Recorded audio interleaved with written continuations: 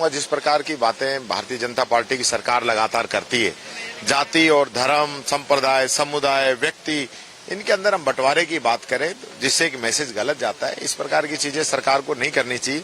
सरकार की तो ये जिम्मेदारी रहती है कि हम सबको एक रखे। इस देश का संविधान हम सबको एक करता है, चाहे वो किसी जाति का हो, किसी धर्म का हो। हमें उस भावना के अनुरूप चलना चाहिए। सुप्रीम कोर्ट ने इस भावना को समझा, इसके लिए मैं धन्यवाद देता हूँ। आज इस प्रकार से आरएसएस का भी एक मैसेज आया है कि आरएसएस को छूट दी गई है। मैं कहना चाहूंगा, आरएसएस को आजादी के समय 1948 के अंदर बैन किया गया था सरदार वल्लभ भाई पटेल द्वारा, और उसके बाद इन्होंने अच्छे व्यवहार का वादा करके इनको उसके अंदर छूट दी गई। वापस फिर 1968 के अंदर इस पे बैन लगाया गया था, और ये इस प्रकार का आज 56 साल बाद में मैं समझता हूं वापस सरकार इस प्रकार का जो निर्णय कर रही है, ये कहीं ना कहीं सरकारी कर्मचारियों को संस्थाओं से जोड़ने का जो प्रयास है वो कहीं सार्थक नहीं होगा। इनको तो अधिकारी कर्मचारी चाहे कैसे भी हों, उनको अलग ही रहना चाहिए। उनको एक दूसरी पार्टीबाजी या पार्टी से जो जुड़े हुए लोग हैं उनमें तो मैं समझता हूं उनकी जो आवागमन या आवाजाही नहीं होनी चाहिए।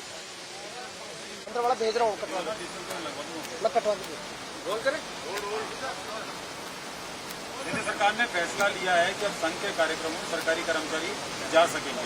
राजस्थान में भी बैन लगा था, 3 बार राजस्थान में बैन लग चुका है और केंद्र में भी लगा है, लेकिन अब ये पूरी तरीके से फ्री कर दिया है कि ये संघ के कार्यक्रमों में हिस्सा ले सकते हैं। देखिए, मैं समझता हूं सबसे पहली बात तो संघ के संबंध और प्रधानमंत्री के संबंधों में जो खटास आई है और जिस प्रकार से नड्डा जी का बयान आया था संघ के खिलाफ, उसके बाद ऐसा लग रहा है कोई पैचअप करने की इनकी तैयारी है।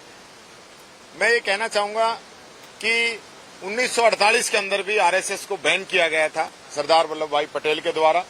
फिर इन लोगों के द्वारा अच्छे आचरण का वादा करने के बाद इसको वापस आरएसएस को छूट दी गई थी, और सरकारी कर्मचारियों के आरएसएस के कार्यक्रमों में भाग लेने का 1966 के अंदर बैन लग गया था, और उसके बाद में बीजेपी की सरकार भी रही, अटल बिहारी वाजपेयी जी भी प्रधानमंत्री रहे, और 10 साल से ये लोग भी प्रधानमंत्री हैं।